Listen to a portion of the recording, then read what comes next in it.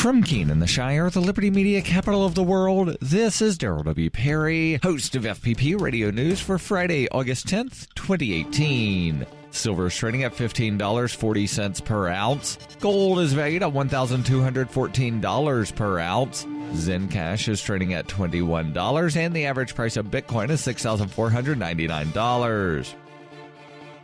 Antiwar.com reports with Congress flat out refusing to fund the plan in the 2019 military spending bill, the Trump administration is continuing to insist that they intend to create a new sixth branch of the military called the Space Force by 2020. Vice President Mike Pence set out on Thursday saying that it was the next great chapter in the history of our armed forces and prepare for the next battlefield of America's wars, which apparently will be in space. Pence addressed the lack of congressional approval, saying that the Space Force will not be built from scratch just yet, but rather will see an increased centralization of the existing Space Command, which is part of the Air Force, while establishing more space-centric agencies and forces to fill out what eventually will become the Space Force if and when it is approved by Congress. Trump had previously claimed Space Force would be separate but equal to the Air Force and would ensure total U.S. dominance over space into the future. He has insisted he believes space is a place where a lot of stuff is happening.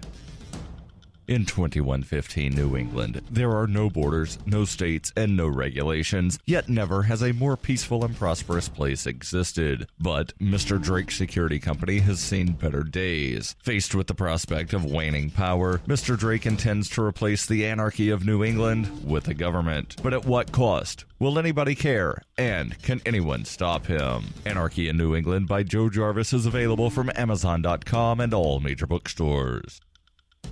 UPI reports the average amount of individual student loan debt owned by U.S. college students increased by more than $300 in 2017, according to a study by Lend.edu. The New Jersey-based online loan marketplace's annual student loan debt by school by state report found the average debt per borrower for the class of 2017 was $28,288, up $313 from $27,975 in 2016. Lend.edu said on Wednesday student loan debt in the U.S. continues to be an issue of the utmost importance. The total outstanding student loan debt now stands at $1.52 trillion, making it the second largest form of consumer debt behind only mortgages. The annual report uses data from the Peterson's Financial Aid Survey, which collects responses from 1,080 four-year public and private institutions to determine average individual student loan debt figures and rank states and colleges in terms of debt per borrower. Pennsylvania had the highest student loan debt per borrower at $36,193,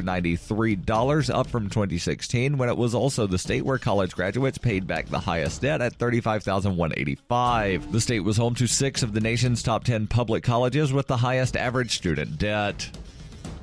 Are you looking for a cryptocurrency that has a focus on users and usability? Then look into Zencash. Zencash is the world's first private, distributed, and reliable platform for communications, transactions, and publishing. Zencash has the ability to use both transparent and shielded transactions, with shielded transactions using zero-knowledge proofs. Zencash features global governance with inclusive decision-making, reliable funding for continuous improvements, and documentation and wallets in many languages that are available for Linux, Mac, Windows, and Android devices. Learn more at Zencash.com.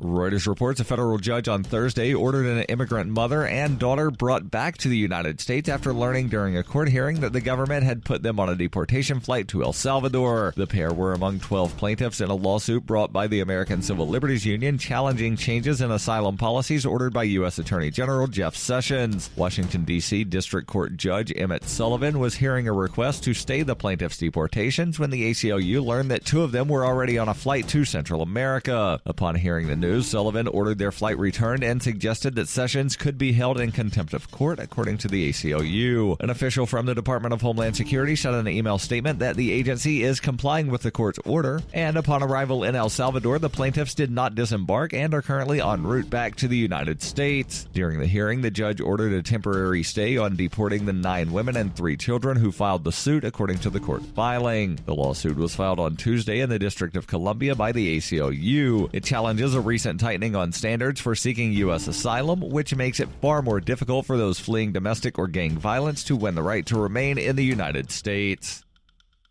This has been FPP Radio News, online at FPPRadio.com.